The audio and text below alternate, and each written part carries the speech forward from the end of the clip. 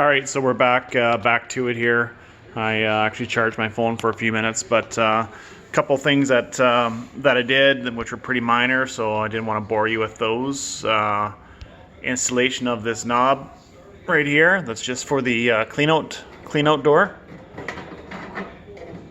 See, hopper clean out door says so right there. Anyway, pretty basic. The other thing was the bar in the back here, just 4 screws rather. That was easy peasy.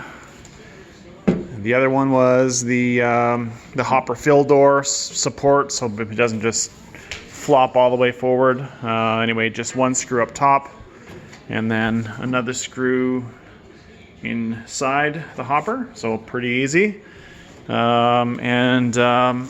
The other things I've done is this is the bracket for the door, so just it's kind of a bit of a V groove, so it allows you to snug it up tight once you're smoking. Door handle, so 2 of these brackets, 1 up top, 1 down below.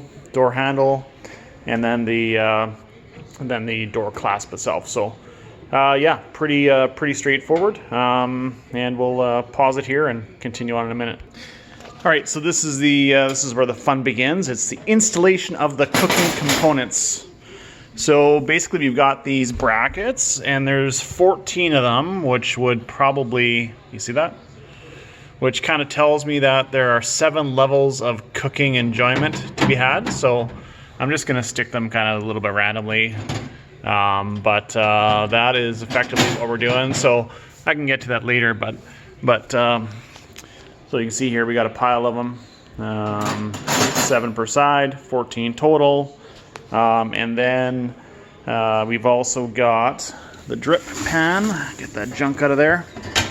Drip pan, and of course our grates. So 7 grates, drip pan for down below, and we'll get this installed and get back with you here in a few minutes.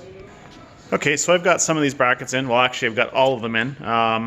I just picked the top level, put 1 bracket in there, and then just left a gap, 3-hole gap between each one, and that put me down to the very bottom level. So obviously they're very, very easy to move in and out. You know, in case you need to roast a turkey or whatever. I mean, you just create some more space for yourself. Whoopsie, where are we here? There we go. Oops, too far down. Create some more space for yourself, and away you go. Get your smoke on. Also, just gonna put this in, but this is just the firebox cover. So, oops, there we go. Slot it on the sides. Wow, am I excited to get this going. It's gonna be super awesome. Okay, I thought that the bottom level was for a cooking grate, but that tells you how much I've got to learn about this. But it's actually for the water pan, so that just slides in, right in. And note to owners, you can't really see it here, but it does say make sure water pan is 3/4 full of water during smoking to avoid flare-ups and fire. Next, we'll get the grates in.